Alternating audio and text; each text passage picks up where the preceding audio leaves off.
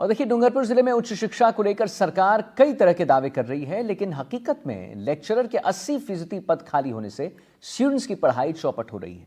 नई शिक्षा नीति के तहत कॉलेज में 300 नए लेक्चरर चाहिए, लेकिन यहाँ स्टूडेंट्स की पढ़ाई भगवान भरोसे है। आइए आपको इस रिपोर्ट के जरिए बताते हैं कि हम क्यों कह रहे हैं कि यहाँ पर स्टूडेंट्स की जो पढ़ाई है वो भगवान भरोसे चल रही है।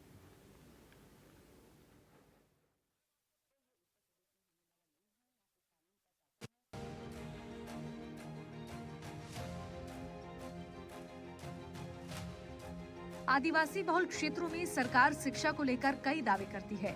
तमाम सुविधाएं देने के वादे होते हैं, लेकिन हकीकत कुछ और ही है। कॉलेज में स्टूडेंट को पढ़ाने के लिए यहाँ लेक्चरर नहीं है। जिले का सबसे बड़ा एसबीपी कॉलेज की बात करें तो यहाँ 8000 स्टूडेंट्स हर साल रेगुलर एडमिशन लेते हैं, लेकिन कॉलेज में पढ़ाने के लिए प्रिंसिपल समेत सिर्फ 16 लेक्चरर ही पोस्टेड हैं, जबकि कॉलेज में लेक्चरर की 81 पोस्ट सैंक्शन है। बावजूद कॉलेज में 65 पोस्ट अभी भी वेकेंट हैं। हालात ये है कि कई ऐसे सब्जेक्ट्स हैं जिसको पढ़ाने के लिए कोई लेक्चरर नहीं है।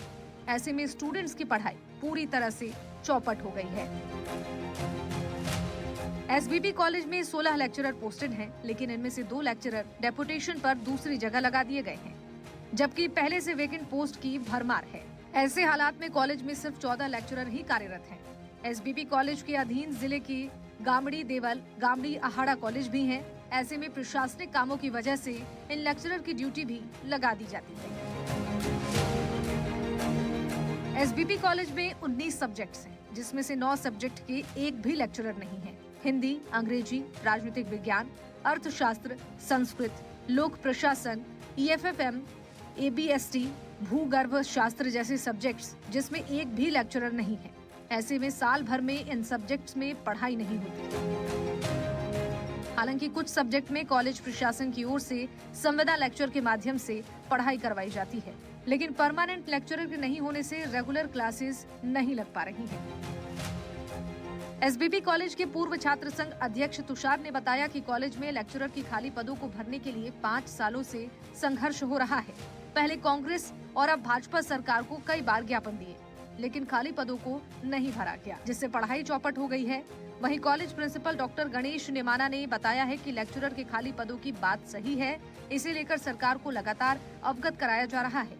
कुछ पदों पर संविदा लेक्चरर से पढ़ाई हो रही है।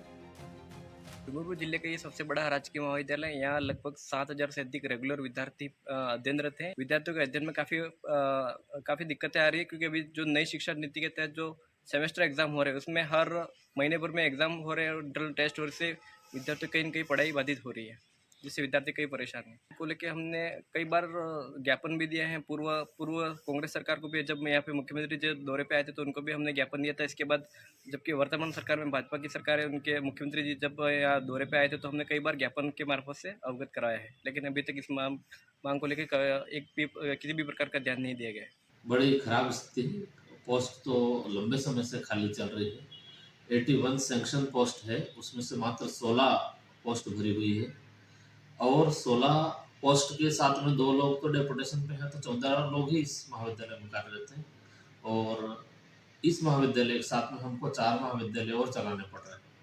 राजकीय लॉ कॉलेज डूंगरपुर, पाल देवल और रामसगड़ा, और पूरे जिले के नोडल होने की वजह से और महाविद्यालयों की समस्याओं का निस्तारण, वहाँ का अध्ययन अध्यापन भी हमारे यहाँ से डेपुटेशन भेजने पड़ रहे हैं, इसलिए बड़ी नाजुक स्थिति से गुजर रहे हैं। सरकारें आदिवासी अंचल में विकास के कई दावे करती हैं, लेकिन धरातल पर सच्चाई कुछ और ही है।